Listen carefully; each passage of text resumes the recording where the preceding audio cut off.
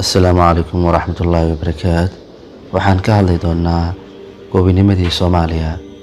Dhalinyaradii Israa'iil waxa ay sii wadeen halgankii gobonimada ee Soomaaliya, waxaana farxad iyo reereynayd in 12 Oktoobar sanadkii markuu ahaa 1954 la taagay calan Soomaaliyeed.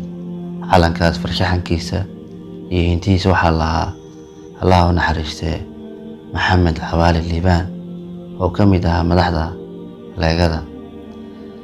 Haddaba aan isxasuusino magacyadii 13 dhalinyaro ee Israa'iil, kuwaas oo kale ah Maxamed Cali Nuur Dheere, Xaaji Dheere, Huudo Macalin Cabdallah, Maxamed Faarax Hilowle, Daahir Xaaji Cismaan Dhagaweyne, Cismaan Geedi Raage, Cali Xasan Maslax Barduuro, Cabdulqaadir Sheekh Saqaawudiin, Maxamed Cabdullaahi Xayiisi, Yaasiin Cismaan Shirmaarke, Xaaji Maxamed Xuseen Maxamed, Maxamed Xirsi Nuur Sidi, Maxamed Cismaan Baarbe.